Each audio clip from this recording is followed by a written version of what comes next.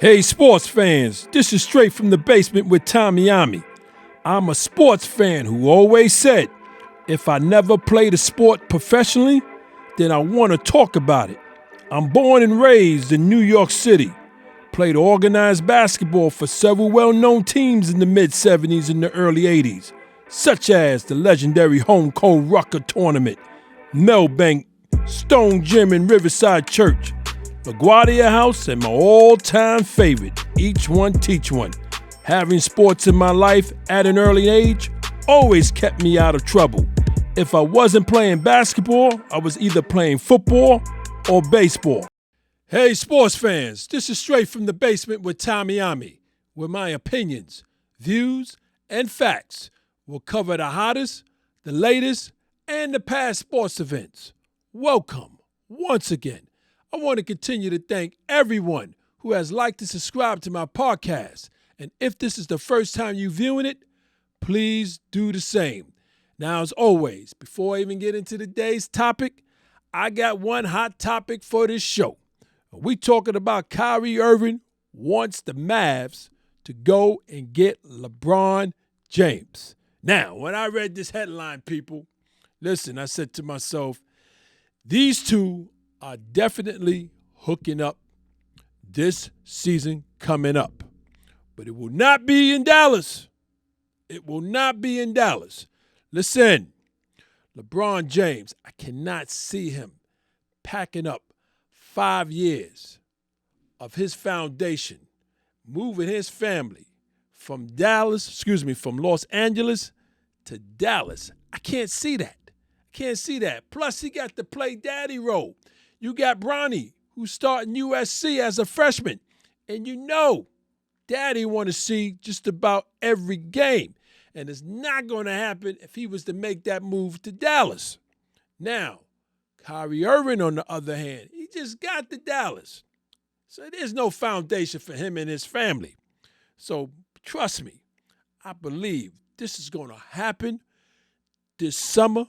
We're going to hear a blockbuster on a Friday or a Saturday that LeBron James and Kyrie Irving is hooking up in the Los Angeles Lakers organization.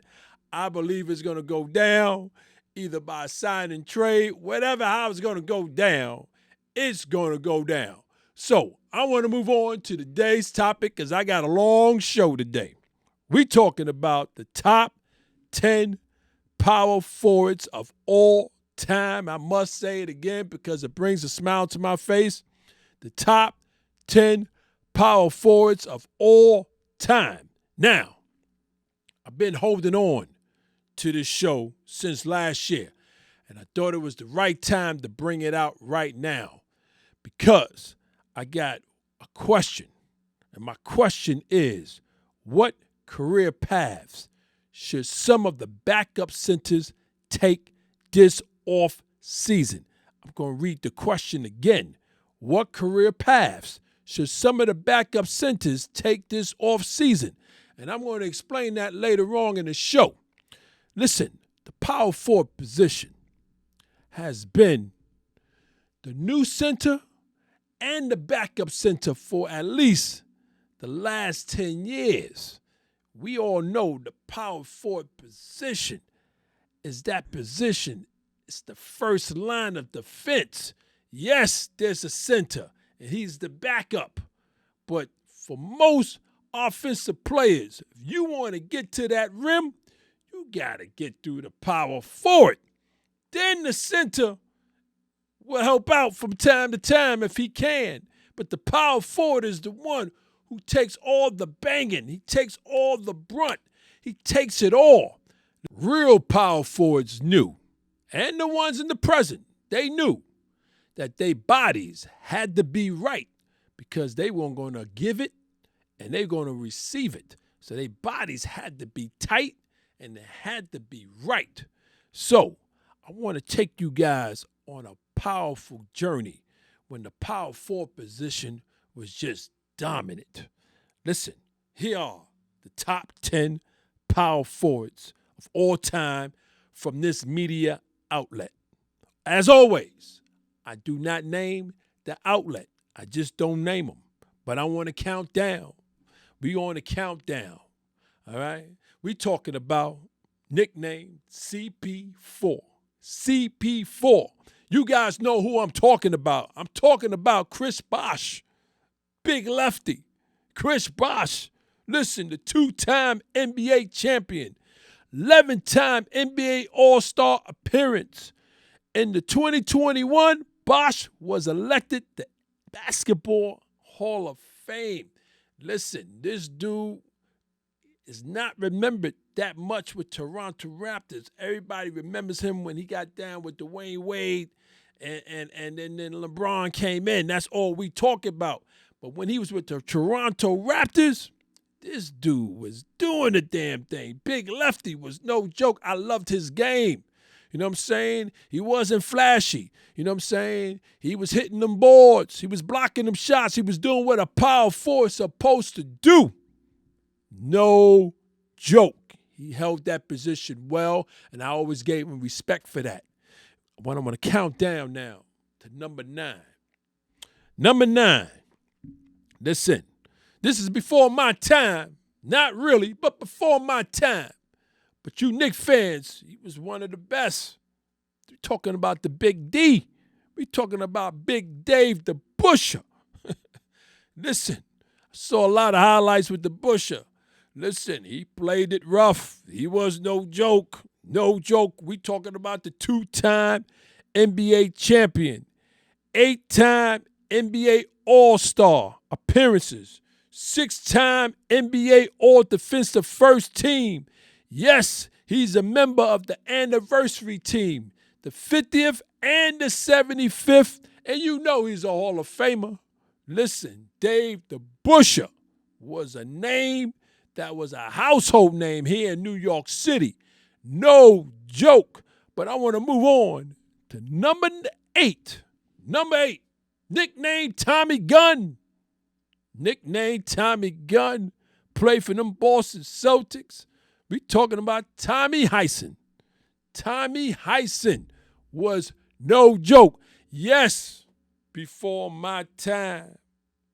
But in his broadcasting years, my man used to call the games like never before. Made me want to be a broadcaster. That's why my minor in college was broadcasting. Listen, 8-time NBA champion, 6-time NBA All-Star appearance, NBA Rookie of the Year in 1957. Yes, he's a Hall of Famer, both as a player and a coach. Listen, he had that saying when it came to Kareem Abdul-Jabbar, the go-to man, which meant when the Lakers needed a basket, Magic Johnson knew who to drop it down to. The skyhook, you knew it was a definite 2. The go-to man was Tommy Heinsohn's nickname for Kareem Abdul-Jabbar. That stuck to me as a young kid, and I love it to this day. Tommy, may he rest in peace. We're going to move on to number 7. They call him the Bra. Yes, Anthony Davis is who I'm talking about. He's on this list. 1-time NBA champion. 8-time NBA All-Star appearance, 1-time NBA All-Star Game MVP, 4-time All-NBA First Team, 2-time NBA All-Defensive First Team, 3-time NBA Blocks Leader, NBA Rookie First Team. Yes, he's a member of the Anniversary 75th team. Yes, I got to throw in he has a national championship in college. Listen, AD, whatever how you want to call him, was no joke, still no joke. Yes, I know he gets a little this, he gets a little that, and he don't give it to you some games. But listen, you put that man back in his original power forward position and watch him dominate the league like he was at one time. He still got it, y'all. He still got it. But we're going to move on before I even get into AD even further. Because I can get into me even further. Because, yes, he's with my Lakers. But this ain't about the Lakers right now. It's about the top 10 power forwards. So I want to move on To number 6, they call him the Dutch. This is before my time. But listen, this name, Bob Pettit, is in households throughout the country. What this man used to do. Listen, I remember hearing about him as a youth, seeing highlights.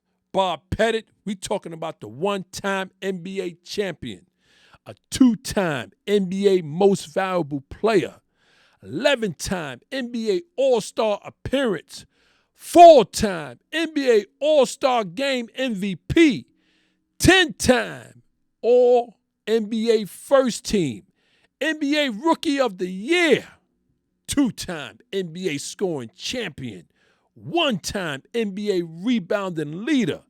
Yes, he's a member of the anniversary teams, the 25th, the 35th, the 50th, and the 75th.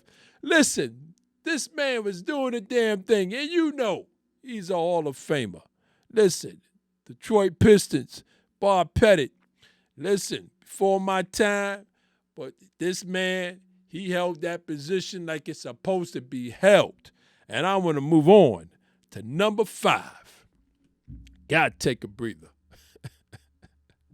Number 5, we talking about the big ticket. He doing commercials. We see him. He's still the man. I love him. We all love him. We talking about Kevin Garnett. We talking about the energy level each game. We ain't talking about just playoffs and championship games. We talking about regular season games, what this man used to bring to the Minnesota Timberwolves and then the Boston Celtics. We talking about the one-time NBA champion, one-time NBA most valuable player, 15-time NBA All-Star appearance, NBA All-Star Game MVP, 4-time All-NBA First Team, NBA Defensive Player of the Year, 9-time NBA All-Defensive First Team, 4-time NBA Rebounding Champion, NBA 75th Anniversary Team member. Yes, he's down with that, and you know he's a Hall of Famer. The big ticket ball. Listen, that power forward position. Listen, he was just, I'm definitely going to do a show with strictly just about the big ticket. I just have to. But I'm going to move on right now to number 4. Number 4. Man, number 4. I'm just looking at this name. And listen, remember what my sons were talking about in the last show. We talking about the Germinator, Dirk Nowitzki. Nowitzki, with that 1 foot on the ground fadeaway, I mean, it was iconic. Listen, what this man used to do, power forward, I mean, he was just pretty with his. He was just, Dirk is definitely getting the show. He's getting the show, strictly this Dirk Nowitzki show. What this man has bought coming from overseas, I mean, he was just, oh, man, we talking about the one-time NBA champion, the one-time NBA Finals MVP, most valuable player, 14-time NBA All-Star appearance, 4-time NBA All-First Team, NBA three-point contest champion, NBA Teammate of the Year. They loved him out there in Dallas. Yes, he's a member of the 75th Anniversary Team. Hall of Famer. You know he's a Hall of Famer. Dirk, no joke. So I'm counting down to number 3. We talking about, come on, he's in everybody's household. I turn on the TV right now, probably see a commercial of his. Listen, between Subway and everything else, Sir Charles Barkley, he's the man. It's just unfortunate he never won a championship ring. But listen, we talking about the one-time NBA most valuable player, 11-time NBA All-Star appearance, NBA All-Star Game MVP, 5-time All-NBA First Team, NBA All-Rookie First Team, one-time NBA rebounding leader. Yes, he's a member of the anniversary team, the 50th year and the 75th year. Yes, he's a Hall of Famer. Barkley, undersized, dominated that position. I mean, he was just ugly with his. Listen, didn't care about getting in your face. He was just that dude, man. I mean, we all was just wishing and praying that he was able to get at least one championship ring. But everything else, this dude, man, he was just so bad with his. I gotta do a show with Barkley too. It gotta be a show with Barkley. Well, I want to move on to number 2. Yes, we are now, and we have been for a little while, receiving our mail, our post office mail on Sundays. They said the mailman always deliver. Karl Malone did. Always delivered.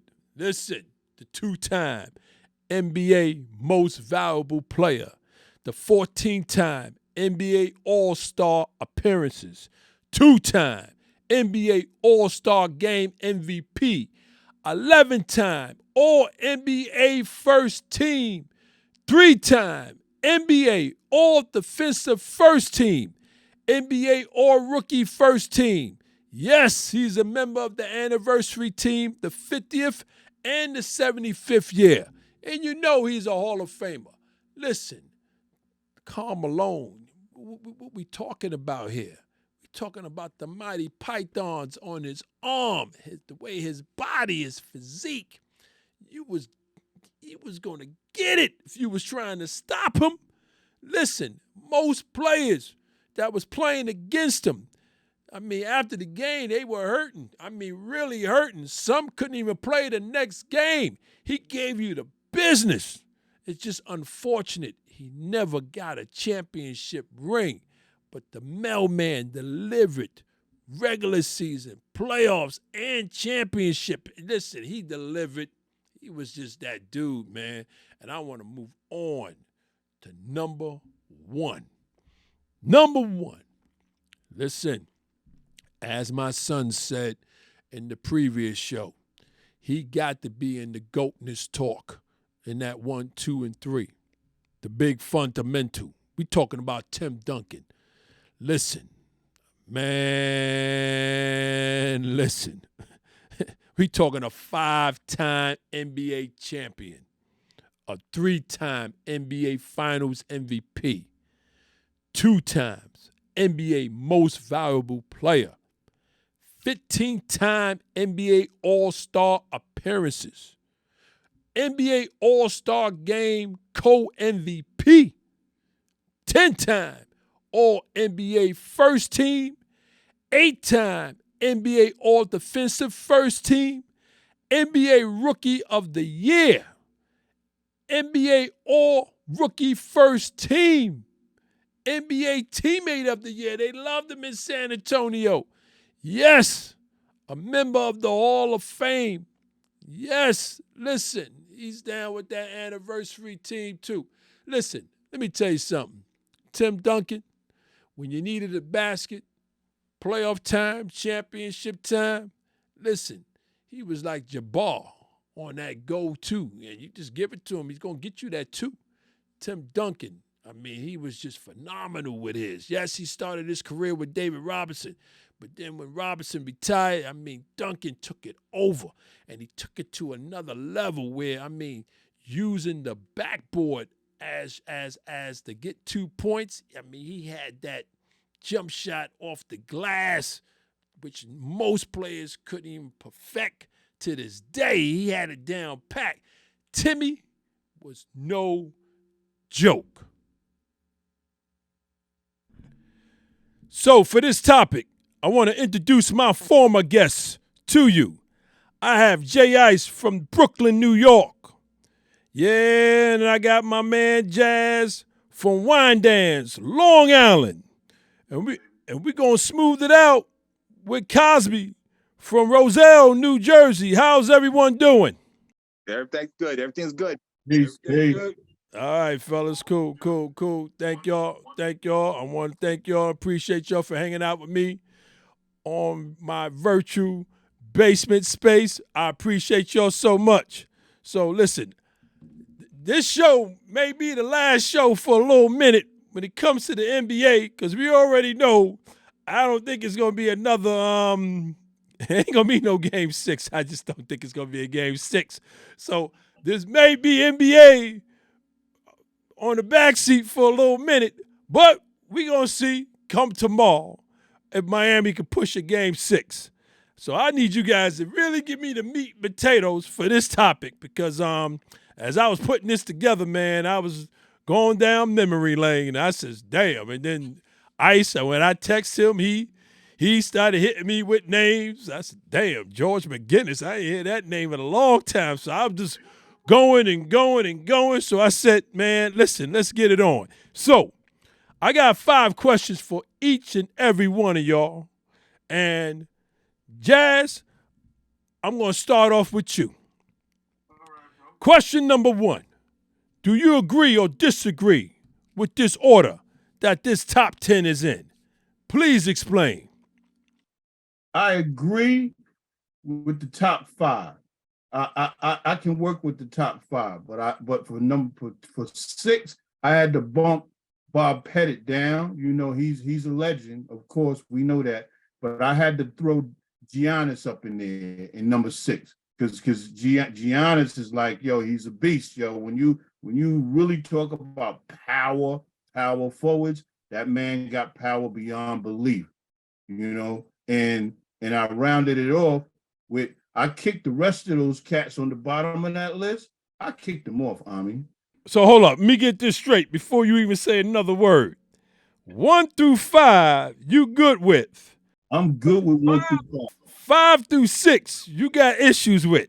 I got I got major. So I guess the question is, do you agree or disagree with the order? And you said you disagree. Top 5, I agree, but the rest with of the 5. the bottom half, second half, I don't agree. I just don't agree. And the second half, you snatching out.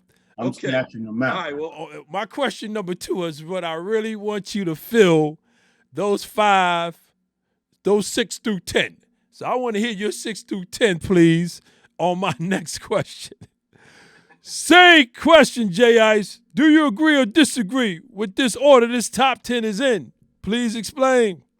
Yeah, you pretty much got it good on the top 5 again. I agree with Jazz. I did think Giannis should have been up in there too, but you know, I got some others that, you know, need to go in that bottom 5, you know, because, you know, where's Elvin Hayes at? Wow. You know, okay, all right. Now you start. You know, where's Bob McAdoo? I'm sorry, but you know, there's some killers from back in the 70s and 80s that, I'm sorry, they might wipe these boys out this, you know, up in the current times, you know, but Guinness too. You know, those are some real brothers. Yeah. And you know, I threw out a name just to go and say a name. Truck Robinson, you know, those are power forwards. I had a feeling he was going to go with Truck Robinson. Man. I'm a Nick, so you know, I had to throw him in there. I mean, he it's just, you know, I had the poster, but I agree, yo, Duncan's number 1. Man, the top 5 order, you know, you can't. Giannis got to squeeze up in there, you know, but I might put him ahead of Barkley, you know, 1, 2, and 3. But also, you know, like David Robinson there, you know, he was power forward center, you know, him and Duncan kind of back and forth it, you know. Right. so you got to kind of consider the Admiral, man, because I take him any day. That's right. You're right about that. Thank you so much for that, Ice. Same question, Cosby. Do you agree or disagree with this top order that is in? Yeah, I kind of agree with it. I struggle a little bit with Tim Duncan because he played his first half of his career as that power forward. That's true. But then he played his second half as a center. That's true. He won 2 championships, right? 99 and I think 2003 as a power forward. But then he won the rest of them playing that center slot. That is correct. Total of 5. So you know, I kind of struggle with him a little bit because I'm not sure if he's a real pure power forward. Well, you know, they have him as a power forward. No matter what media outlet you look at, they got him as a power forward. So Now, yeah, but Greg Pop always said he's the best center in the league. I know. When you him, so I you know, and you are absolutely right, Cosby, and that's the reason why I did this show. You know what I'm saying? Because you got, like I said earlier, you got the power forwards are the new centers / backup centers. Just, you know, like AD. You know what I'm saying? AD, when he was with New Orleans, he was strictly power forward. Came to the Lakers as a power forward. They had Howard, had McGee. But then when they got rid of those cats, they turned him into a center, which he still ain't happy with to this day. So, you know, and you see why. He can't handle the Joker. Joker went right through him. You know what I'm saying? You know, yeah. You picked the wrong AD. You talking about Adrian Dantley? Ah, another name. My God. Mike is going into the chest, yo. yeah. Marcus Johnson. There you go. Those are the boys that got you the buckets. Yes, Yeah. another name. Well, And then listen. I'll Thank tell you y'all. one. I got to Yeah, go ahead. flip, and I'll just tell you 2 more things quickly. I got to flip Charles Barkley and Karl Malone. Well, listen. I think Oh, you got to Barkley, flip? Ooh. yeah, I got to flip because I think Barkley is a number 1. Malone is a number 2. Malone needs somebody to get him going, feed him the ball. Barkley does it on his own. So that's why I kind of flipped those 2. And then you got to put Right. Kevin McHale up there somewhere, man. Yeah. Kevin Well, listen. McHale, come on. Listen, we gonna get into that. I want you to get into that in question 2. Actually, on this list has Tim Duncan once again, and then Karl Malone, and then Barkley. So you saying, Cosby, you flipping Barkley to number 2 and Karl to number 3. Okay. All right. Okay. Well, thank y'all very much for question number 1. Jazz, question number 2. Do you believe that another power forward or forwards outside of this list should be on this top 10? Since you guys are wiping out 6 through 10, I had to put the S, the plural, on the forwards. So who are you replacing 6 through 10? So just to get it straight again, hold up. Just for my viewers and listeners to get it straight again, 6 was Bob Pettit, who I miss earlier by saying that he was a Detroit Piston. I really meant to say an Atlanta Hawks. That was his career with the Hawks. But Pettit was 6, Anthony Davis was 7, Tommy Hyson was 8, Dave DeBusschere was 9, and Chris Bosh was 10. So, Jazz, since you got a serious problem 6 through 10, I need to know, since you're taking those 5 out, who are you replacing them with? Who is the new 5 from 6 to 10? I mean, you know how I played, and I played Yeah. like a power forward. That's you had. So, Yes. so I know exactly what qualities are needed to make this top 10. And I'm gonna bump Pettit down and drop Giannis up to number 6. So let me get this straight. Giannis is taking Pettit's spot. Giannis is taking Pettit's spot, but Pettit is Okay. number 7. And then my number 8, I'm gonna push in Dennis Rodman because no other Dennis. rebounder other than Moses Malone did what Dennis Rodman did. So Tommy Hyson, Dennis Rodman is taking Tommy Hyson's spot. Absolutely. Pettit is moving to 7. Giannis is taking that 7 spot. No, Giannis is 6. Giannis, all right. Well, let me rephrase it. Giannis is taking that 6 spot. Pettit is moving to 7. 8 is Rodman. Tommy Hyson is moving from the 8. Okay. 9 and 10. Who's 9 and 10 then? 9, I gotta go, and I put Dennis Rodman up there because he got chips, Chips matter, right? Right. And then I got Kevin McHale, Pulling got up number Mikel. 9. That's where he at on my list. Number 9. Number Right? 9. And I heard all of the names. Jim is dropping names, just dropping names. He ain't dropped Lonnie Shelton or none of them, but he dropping Lonnie. right. And so but I'm looking at this and I'm going, yo, that's why Giannis needed to be in this top 10 because whoever did the list initially kind of was looking at old school and they wasn't really looking at these young cats because it's some real power forwards. I got Draymond Green at number 10, and only because he's so versatile. Yes, because he's so versatile. He plays the point. He brings the ball up. He distributes the ball. He's one of the smartest defensive players in the league. Yo, and the kid just makes Golden State a well-oiled machine, man. So, yo, Draymond, I have to push him in the top 10. All the rest of them cats got to get bumped down. Not giving them their due credit. They get it because they put the work in. But Draymond, yo, top 10. I am not mad at you. I am not mad at you with the Draymond because that was on my brain 2 nights ago when I was looking at the list once again. I said, yeah, man, Draymond though. Even though Steve got him playing center most of the time, but he's a true power forward. This dude, come on, 4 chips and counting. Oh my God. All right, well, listen, thank you, Jazz. Well, Ice, same question. You said you had problems from 6 through 10. Okay, who are you replacing? What's going on? Talk to me. Well, Giannis goes up in there. Giannis goes in there. I still got McAdoo. I'm sorry that if you need some points, that was my man. Because you know who can do? McAdoo. That's right.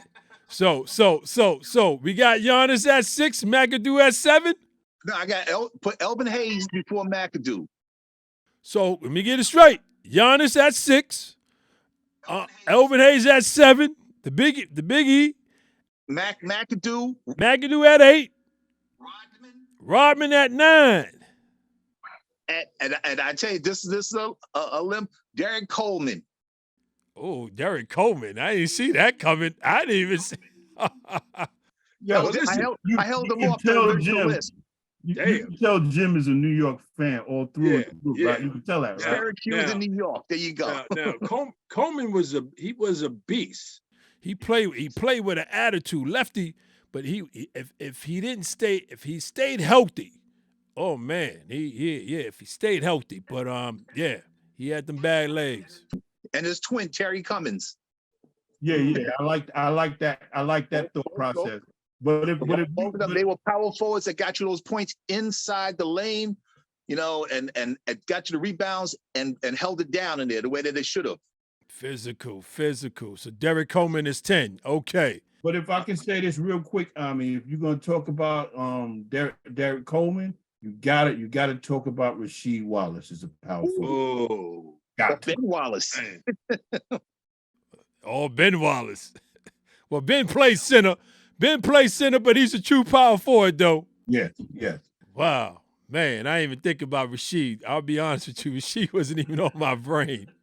Cosby, same question, Cosby. Seemed like you had issues, but you flip-flopped. You put Karl Malone on number at 3, and you moved Barkley to 2. Right. So what's going on with 6 through 10? I probably gotta take AD out. I gotta be honest with you, man. I would probably put Kevin McHale there. Okay. And I probably would get rid of Chris Bosh and put Rasheed Wallace there. I like Tommy Tyson. I like Dave DeBusschere. I like Pettit. I think they all won. I'm not mad at those choices. Okay. But that's what I would probably do. So AD and Bosh gotta go. Yeah. And you putting who in? Kevin McHale and Rasheed Wallace. Well, listen, argument. I will argue with you on that. With those McHale, come on. Rasheed Wallace, come on. Yeah, these cats came every night. They brought it every night. And we not talking about playoff games. We talking about regular season games. They brought it every night. That's the Bob Cousy. Yeah. They brought it every night. Well, I want to thank all 3 of y'all for question number 2. So we're going to get into the nitty-gritty on the basis on why I actually put this show together and why I wanted the show. Actually, this show, like I said earlier, I was holding it since last year. But I really needed to bring it out since the season is just about up. And due to the fact we're getting ready to go into off season. Question 3, Jazz.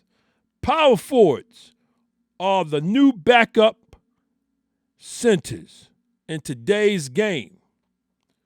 So, what should the true backup centers do with their careers?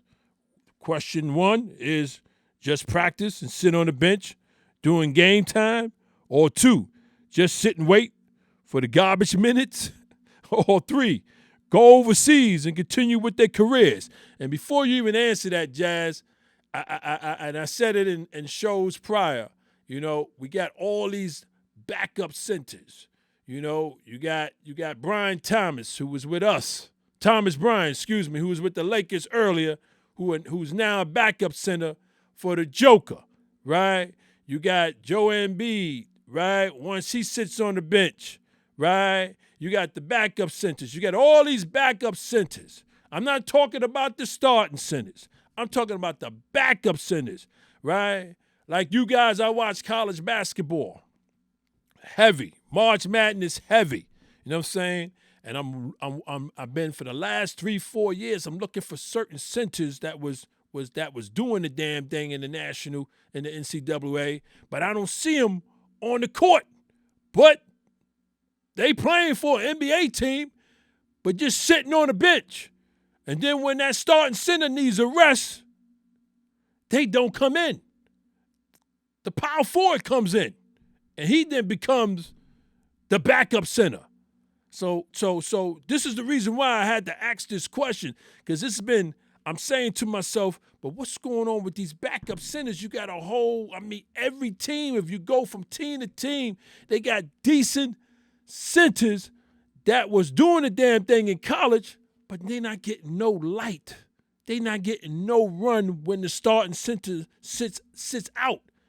And not that is a problem with me, but then I'm saying, is this an issue with the game? Is there a need for them? What do they continue to do? Get the mediocre contract and then break out? You know what I'm saying? And just or break out, go overseas. So that I needed to answer this. I needed this question a little bit more. So that's why I'm throwing it to you cats. So Jazz, talk to me. All right. I'm going to tell you this. The 3 options of what those backup centers that you have here, I'm like, the only one that if I had to choose out of the 3 options, I would say number 1, practice and sit on the bench during game time. And the reason why is because the league is changing. Just like we just talked about David Robinson, Tim Duncan, the league, the level of talent coming in changing, because these big dudes are now stretching the court and they're not really power forwards anymore. You know what I'm saying? Or they're not centers anymore. And so it's like they need to sit in there, because management be changing players like they change underwear. You know what I'm saying? There's really not a good shelf life. And so as these teams start to keep evolving, they retooling, these cats got value. So to bounce out of the league or just throw them in the garbage time, because remember, when Chicago was winning chips, 3-peats and all of that, they had a couple of centers on their team. 6 centers, six to be exact. Yeah. Winning team. Right. They kept 6. They kept 6. But see, Jazz, I got what you're saying. I'm talking about the traditional centers who don't have the outside shooting like an AD. I'm talking about the real traditional centers who are backup centers who are not getting no light because they don't have the outside shooting or the footwork. You know what I mean? And once the Joe Embiids and the Joker sits out, they don't come in. So this is the reason why. Yeah, I get it. I get it, right? But So you say again, you saying practice and sit on the bench. So you saying they supposed to do that for the rest of their careers until the game changes again? Ami, you got to look at it. Injuries nowadays, because these kids ain't built like we was built back in the day. To go through the punishment they have to go through just to stay in the league. And as they get injured, these cats, they number going to be called eventually, and they got to be able to show and build a market value for the next team, because they could be the next guy that another team is looking for a starting center. So I say stay here, put in your work, because your number going to come up sooner or later. I don't think you should bounce. You know what I'm saying? And if they give you garbage time minutes, take them. You know what I'm saying? And then ball out. Because everybody's going to still be looking for somebody. So I say don't disappear. Keep balling out, yo. Balling out. Well, thank you so much. Same question, Jay Ice. Talk to me. Well, let me tell you now. So we ain't talking no Chris Dudley type stuff here. That type of backup center, yeah. They should go overseas. But you have these young centers that are surprises. Take the kid Hartenstein from the Knicks. Yes, I was like, who the hell? And yes. listen, he's a center. He's a backup center. I would love him on the Lakers. I would love him on the Lakers right now.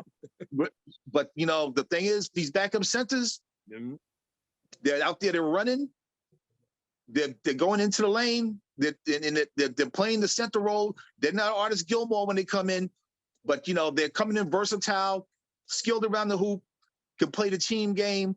They know their role. So I'm with Jazz and saying you're on the bench until your time is there. But with this game, the way it's being played now, you got people that are sitting out because they've reached their limit, their little quota, because they're trying to stretch themselves throughout the season.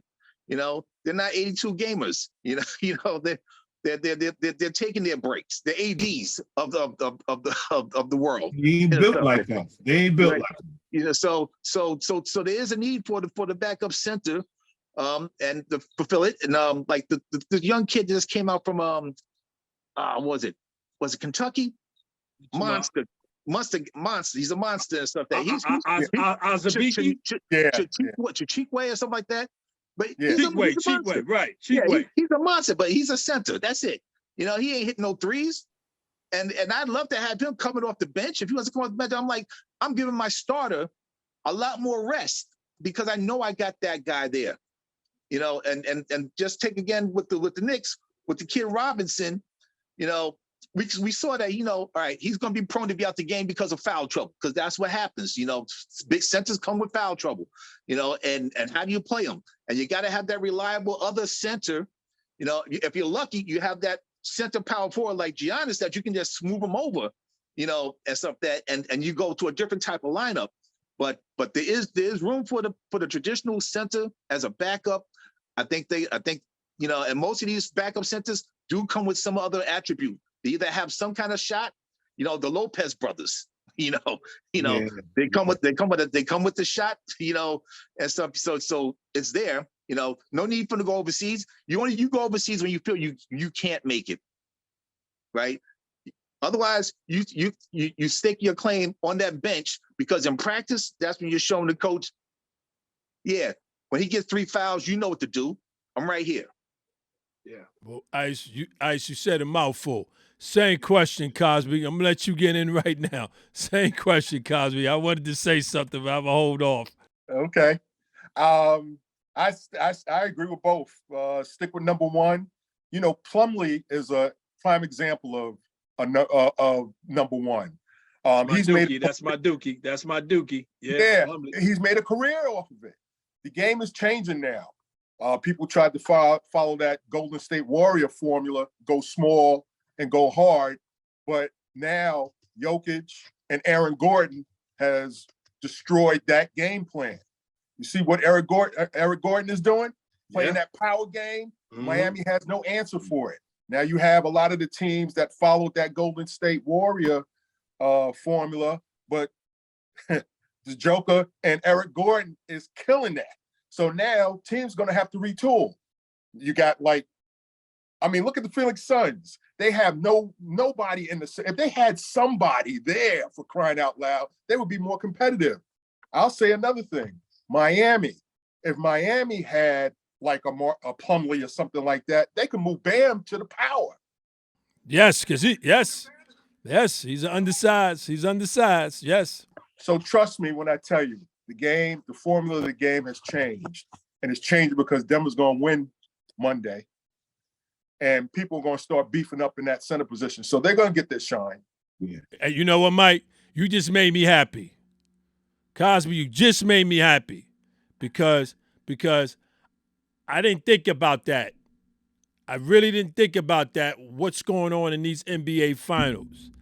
And Jazz, you started it off with the way the game is being played, and then Jimmy, Iceman, you threw in certain coaches. Like, so when you mentioned the Knicks coach regarding his playing his backup center when Robinson sits, right? You know, there's only a few coaches that play their backup center in the NBA. It's only a few. It's only a few. The rest are thrown in the power forwards because the power forwards could do a little bit more. But Cosby, I'm going to end it with you. You hit it on the nail, and I didn't think about that. Denver with Joker and Aaron, yes, that has to change all the coaches' minds and the GM minds. I want to see the backup centers play. This is my real issue. You know what I mean? I'm old school, so I wanted to go back the way it was. The big center, the starting center, when it's time for him to get rest, I want to see another center for every team coming in. That's my real issue with this question. I don't want to see the power forward. I don't want to see the power forward now playing center. I want to see another backup center. Yeah. And I'm going to tell you something. That's my pet peeve. Dude, if the Lakers would have had that, give them a gift. Man, listen, don't even start me on my Lakers because I'm from the last show from, you know, with not having McGee and Howard, we would have locked them with the AD, and we would have beat Denver once again. We would have beat Denver. We would have beat Denver once again. But I got to do, Ami, I got to throw this in there because the point that you're making about having the backup centers, I alluded to it with Chicago, but when you think about Detroit, they had Sally, they have Mahorn. You got to have two centers that there's no drop off when the next when one is down or in foul trouble and another got to come in, there's no drop off at the center position. You got to have two. You just have two different styles, like Mahorn and Sally. Listen, well, fellas, listen, I know y'all in social media. Y'all need to help me out with this because I've been shooting that out. You know what I'm saying? Because these coaches and these GMs who is not doing that, they need to start doing that. But Cosby, I think you hit it on the nail. They're gonna have no choice. They're gonna have no choice seeing Denver because Denver gonna be around for a minute. This team's gonna be around for a minute. So if you ain't got the size and you ain't got the bulk, it don't even make no sense even trying to go through Denver. You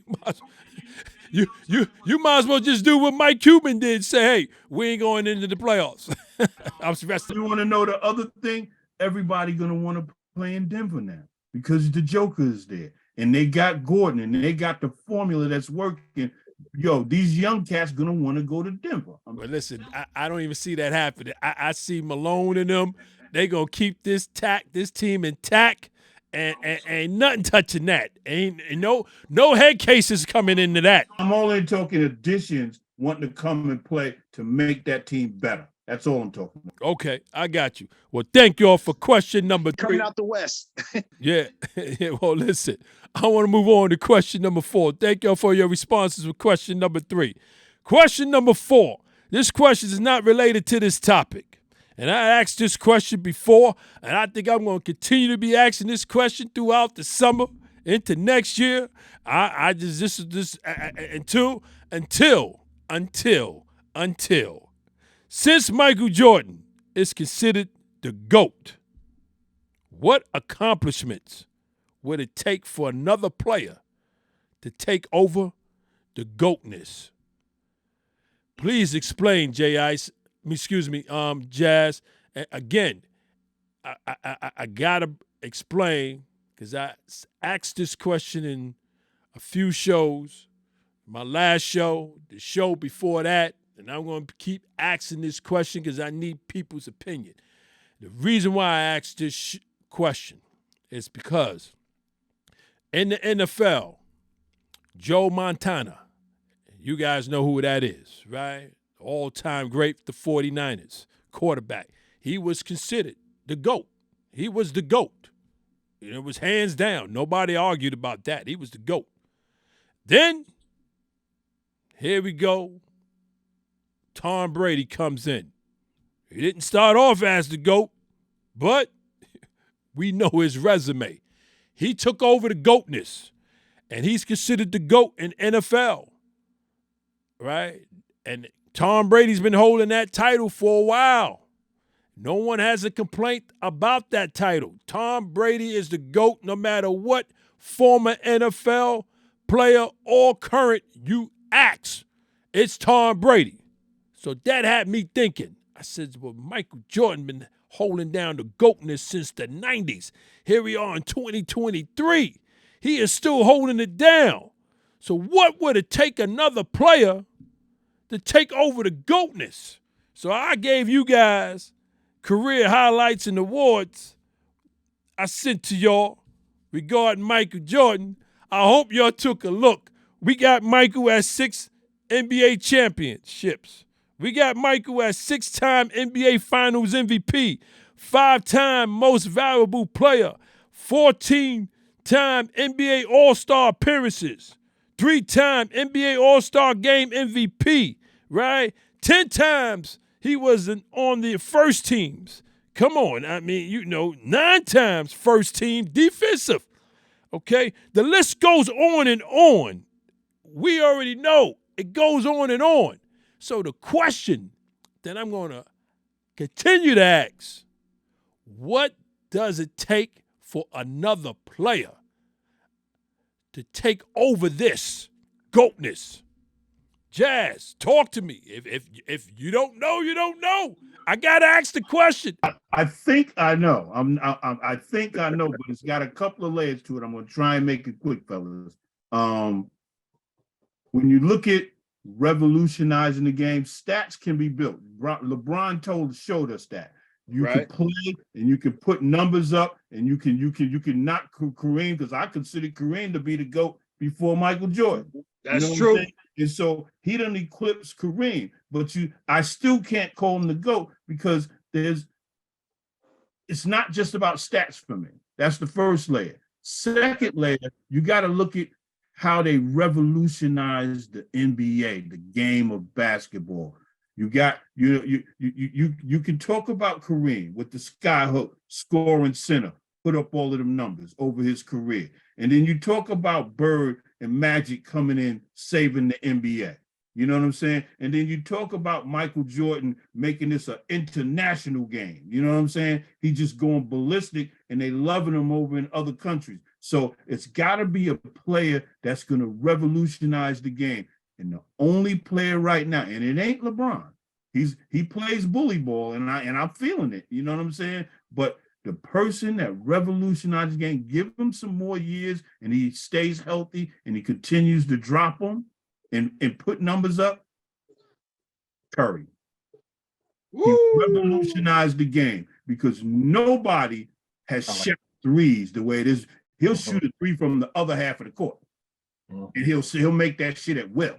Excuse my French. He'll make it at will.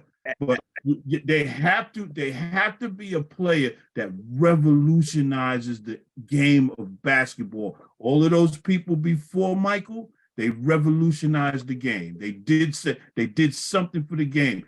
Curry is that dude, and it's all props to Mark Jackson, though. People don't want to give him that credit. That's right. He allowed that man to flourish. He put in a system as a coach that allowed that man to flourish, and Curry revolutionized the game. Every kid Every power forward, every center wants to shoot threes like water, like Curry. He revolutionized the game, and you, in order to be the GOAT, you got to do something like that. Well, you just gave me the meat and potatoes with the macaroni salad on the side with some cranberry sauce. That's what I'm looking for. When I first answered this question, when I first asked this question a couple of shows ago, this is what I'm looking for. Ice, same question. Please respond. Same answers, almost. It's impact. Revolutionary game, impact. You have to have impact. Jordan, you say impact. If Jordan, wherever Jordan's at, even his persona of how it's through and through him, if he wasn't playing, if he was in the building, he was playing.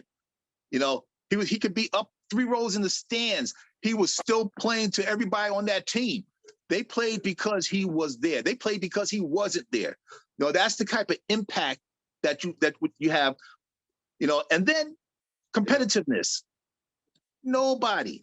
The championships, they didn't walk into him. He took them. He earned them. He killed my Knicks. Yeah, You know, yeah, over and over again. But he took them. He took those championships.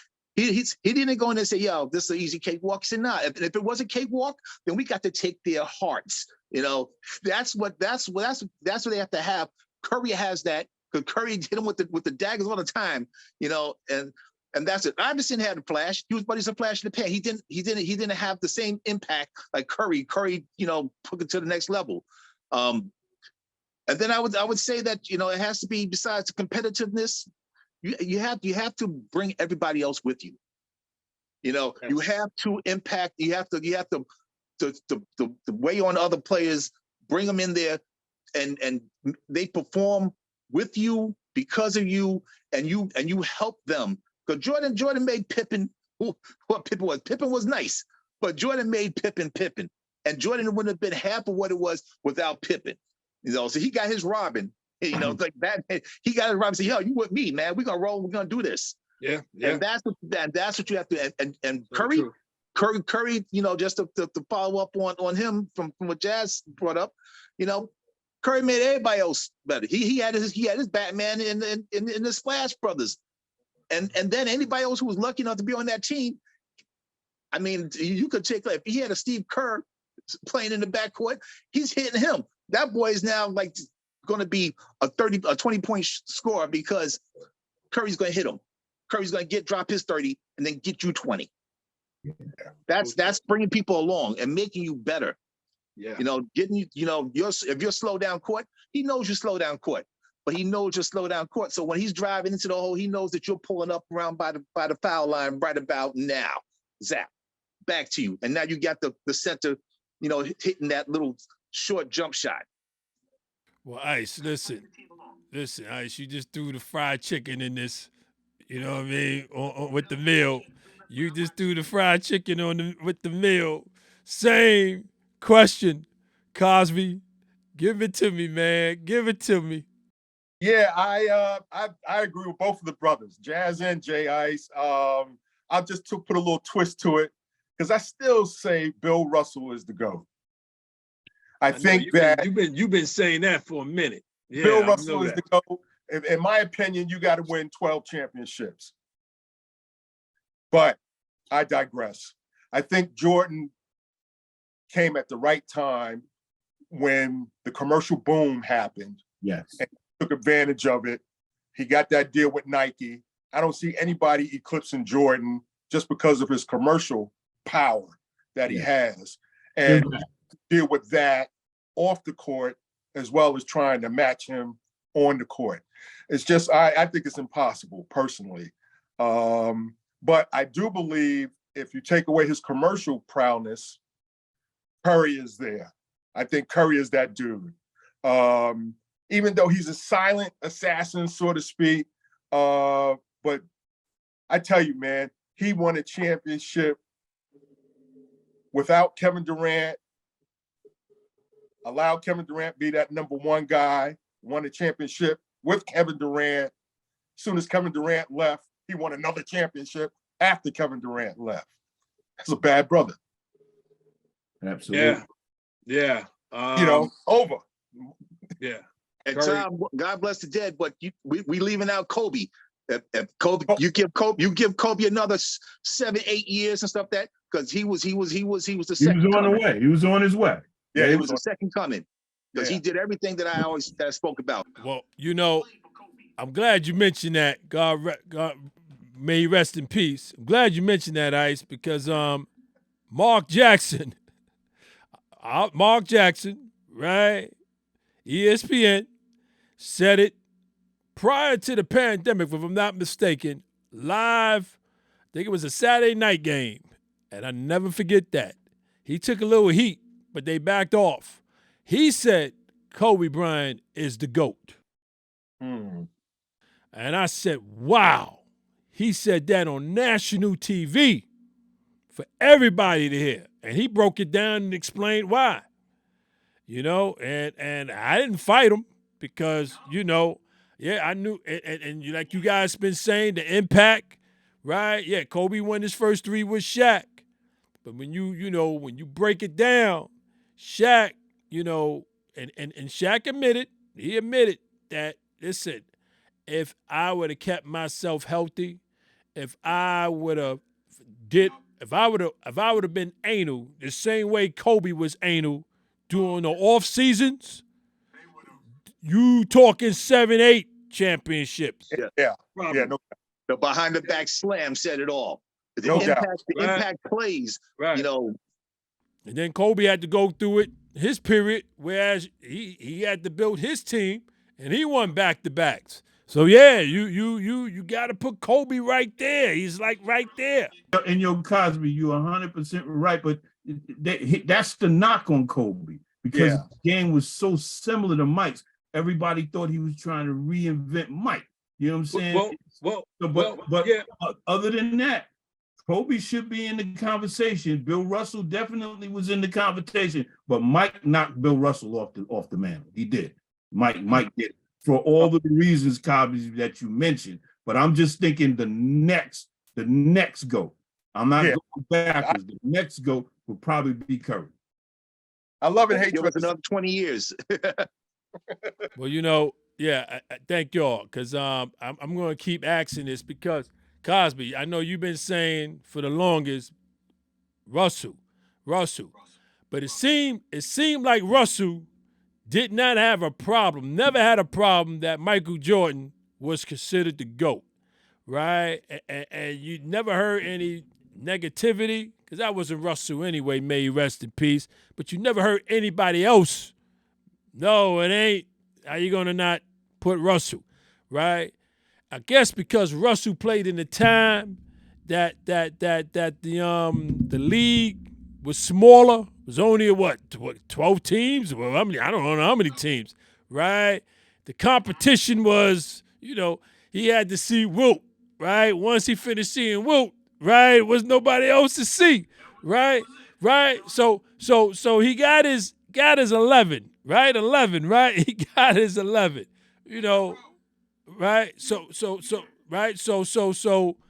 I got what you saying. I got what everybody else saying. Michael Jordan, he went through hell to get those 6. Okay? He went through hell to get those 6, and he did not have, other than outside of Pippen, you know what I'm saying? He had real role players who was not athletic at all. Maybe a Ron Harper, Dennis Rodman didn't even want to score, but Dennis did his thing, right? They made sure they kept 6 centers with the Will Perdue's and the Luke Longleys and all that, right? Right? The Scott, whoever, who I'm talking about, Scott, the big men. They kept 6 big men. Right? And so, the B.J. Armstrongs with the Steve Kerr and the Paxsons, right? Those guys were straight up role players. They were like robots. You know what I'm saying? Jordan did his thing, and then when it was their time, he kicked it to them. Jordan, with those 6 rings, he earned it. He, like you guys said, he took it. And Kobe did the same thing on his 4th and 5th one. He had to take it.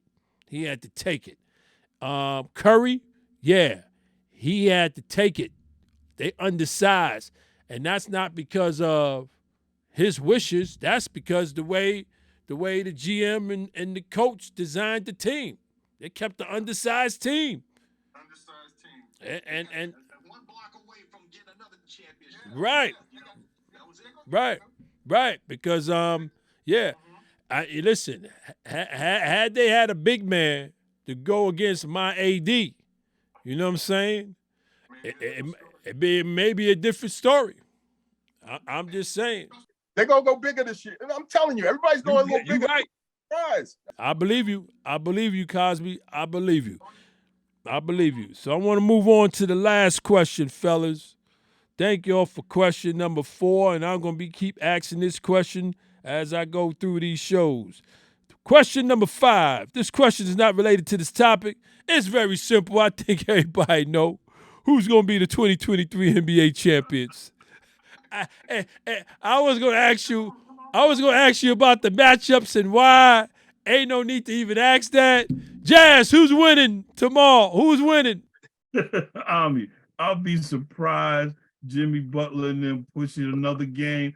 But yo, Luke and them, yo, it's daytime. You know, certain teams when it's their time, it's just their time. They hungry.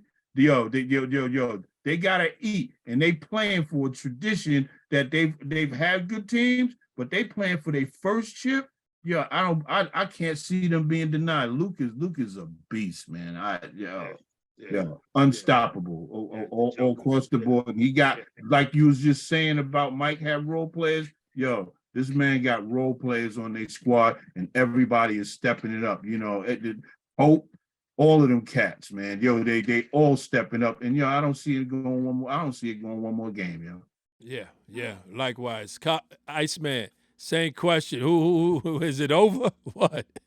Yeah, I think it's over. But I tell you, the one thing that Miami's is shown me is that they have that little chemistry that's going on. That just it's the quirkiness where they got the right people that if they get things going right, they can accomplish big things. And I kind of want to say like the little engine that could, in a way, but Denver's like John Henry, man, versus Steven. Denver is going to, if they get rolling, that's it. He's beating this. Miami don't stand a chance. But they got the players, and all it takes is something to change the balance. An off night. God forbid, they play good day, and that could be their saving grace for at least one more game, if that one more. But other than that, but I think Denver, from not being like, any place close to the playoffs from David Thompson days and stuff like that, to being this close, and their temperament, they're not a proud team, man. They don't talk a bunch of junk. They play. They're blue collar. And they're coming. So I think Gordon, I think Porter, I think the guards, they're gonna show up. They got the squad. They got a squad that's hard to beat.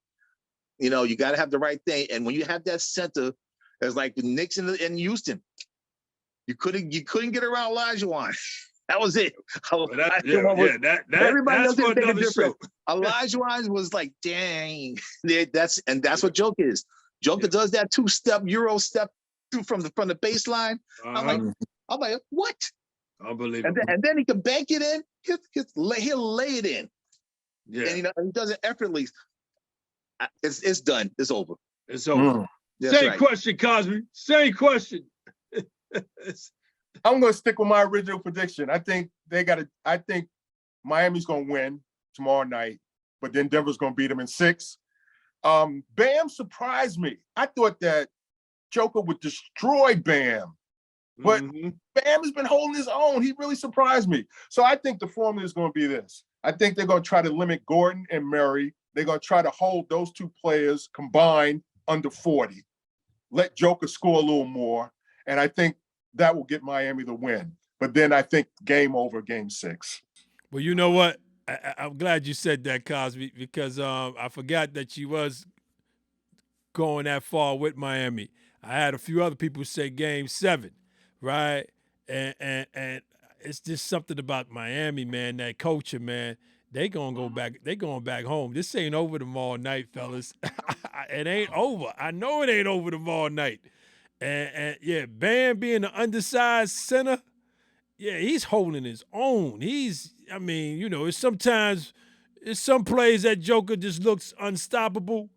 But that defense, they got the best zone defense ever in NBA history, man. So that's holding them. That's keeping them in the games. You know what I mean? But Rocky Mountain High. That's they be playing John Denver all over this place. Well, listen, and you may be right tomorrow night, Jazz and Ice. You know what I'm saying? David Thompson. We got my man Dan Issue, Alice English, right? It'll be great. They all three will be. Fat Lever, they all gonna be in the right. Yeah, that'll be nice. That'll be nice to see. That'll be nice to see on their home court to win it. Yeah. So we gonna see tomorrow night. But listen, fellas, I really want to thank my guests, Jazz, J Ice, and my man Cosby for hanging out with me virtually in my basement. Also, I want to thank you. To my viewers and my listeners, please continue to check me out on YouTube and subscribe. Check me out on the streaming platforms, Apple and Spotify. Also, please remember to check out the Dewey Does Foundation that is fighting childhood obesity, which helps support youth sports, fitness, and health at DeweyDoes.com. Plus, check out the Even Flow Coffee Company, created to combine the interests of coffee lovers, fashion, and music. For more information or to make a purchase, please visit evenflowcoffee.com. As I always say, sports is what keeps this world from going insane, either in the pandemic or no pandemic. Until next time, take care.